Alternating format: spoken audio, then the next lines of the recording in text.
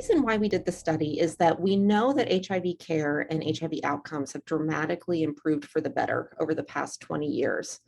But we know that there are still disparities across the continuum of care for people living with HIV.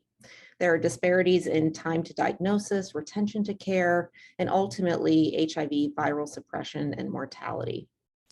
So what our study sought to do was to examine the population of adults living with HIV who connected to care at our HIV clinic here at Vanderbilt. And where we have longitudinal data on a large and diverse cohort of individuals from 1998 to the present on their clinical outcomes. We thought this was important because our patient population here at Vanderbilt is a representative cohort for people living with HIV in the southeastern US, which is the region that's currently with the highest incidence of HIV. We wanted to look at differences in mortality rates over time, but we also wanted to look at the topic of premature mortality, as there's been a growing interest to look at this measure as a way to quantify the impact of early deaths or death at a younger age. And it hasn't been something that we've done widely in HIV research.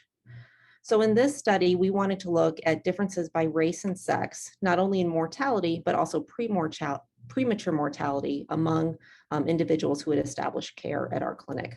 Our study population was large and it was diverse. We included more than 6,500 individuals who had successfully linked to care at our clinic between 1998 and 2018. And we used deaths that were captured either using national death registries or deaths that were reported to our clinic by family and friends from patients who had died. Overall, about half of our population were non-Hispanic white race, and 78% were cisgender men.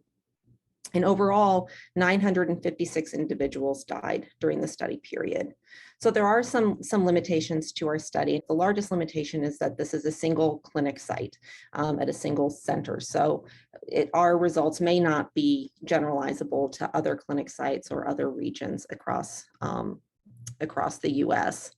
Additionally, with being a single clinic site, we were limited with the number of individuals that we had and the number of deaths. So we couldn't look at trends in premature mortality over time. We could only look at it as a composite outcome.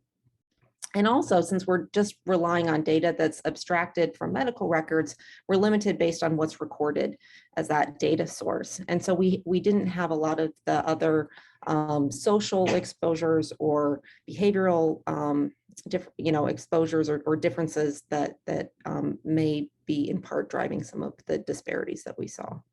I think that the biggest question is with seeing this disparity is one, to certainly look at other settings and other data sources to see, is this a trend that is seen in other populations as well? How does this compare to other regions or other clinical settings?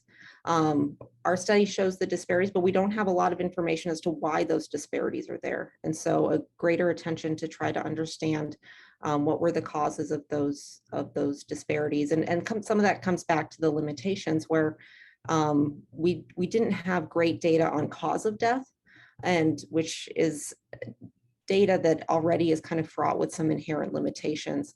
So a deeper dive into understanding more about the individual cases and the unique and also systemic contributors to the disparity we saw are really needed.